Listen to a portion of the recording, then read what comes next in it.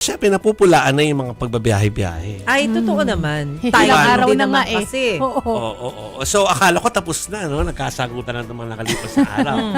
Meron pa daw palang inilabas sa depensa ang Congressman Pulong Duterte tungkol sa kanyang pagbabiyahe sa 17 countries sa start po ng 2026. World tour nga daw. World tour. Oo, ang sagot ni Pulong dyan, yung first part English naman, my attention has been drawn to claims online na meron daw world tour ako. Ito talaga ang ginagawa ng walang mga sariling credibility. Gagawa-gawa sila ng kwento patungkol sa iba, no? Una sa lahat ng biyahe ko merong official travel clearances mula sa house. At para maintindihan ng lahat, normal practice sa government ang isama ang lahat ng mga posibleng stopovers o transit countries sa travel authority. Kung may iba yung ruta o flight, hindi na magka-issue dun sa papel.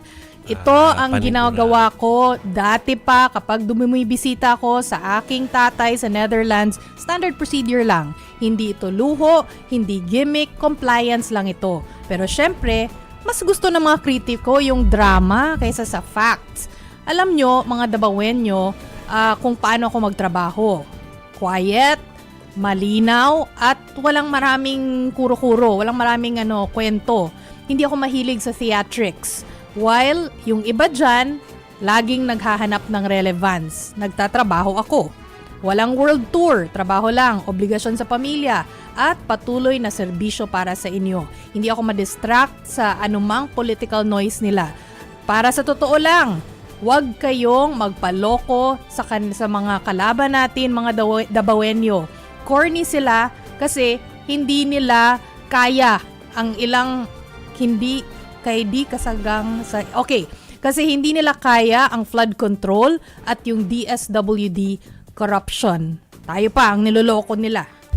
Pero dun sa haba ng statement ni Congressman Pulong, Written originally in Bisaya, in by the way. Bisaya, hindi inexplain kung ano yung purpose ng travel niya. Basta ang alam lang natin, it's a personal travel, nang hingi siya ng permit sa Kongreso, which is ganun naman yung SOP na ginagawa kapag nagbabakasyon ka for personal trip or for official trip.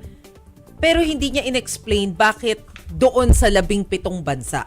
Pero I think it's safe to assume bakit sa the Netherlands kasi nandun yung tatay niya. Totoo. Malamang siya na yung nakatoka na magbantay sa tatay niya. But yung rest of the countries sa Asia, Australia, US, Europe, yun yung mga walang paliwanag kung bakit siya pupunta doon. Ang binigay niya lang na assurance, pera niya, yung gagastusin. Oo, pero based on his statement, which is hindi nga clearly or explicitly said, meron dapat kapag sa gobyerno daw ay meron kang travel authority, isasama mo daw yung mga stopovers. Although hindi nga niya sinabi na ang ilan sa mga ito ay stopovers. In general lang sinabi niya yun na ganun talaga sa gobyerno. At saka iniisip ko, napakadami namang stopover. Ayun lang. Stopover lahat yun, di ba? Kasi kung ang target mo, the Netherlands, at wala tayong direct flight going there, usually, ewan ko, Dubai.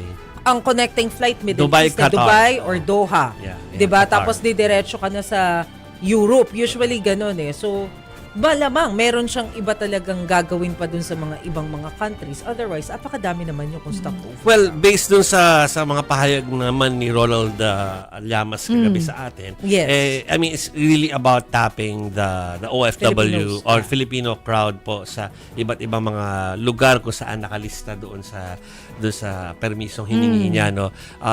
Well, ano yun parang kumbaga yun yung tingin ni Ronald Llamas kasi nakita niya na ginawa rin naman yun nung kapatid VP na Sara. si VP Sara na tuwing may stopover kahit saan man yon, kahit nga sa Doha or kaya sa sa ibang stopover going to Netherlands, merong Filipino community involvement.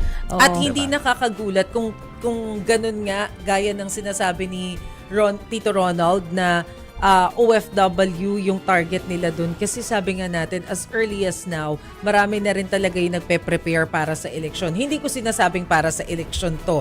Pero kasi malaking tulong din doon sa mga Duterte kung meron silang suporta coming from the Filipino communities abroad.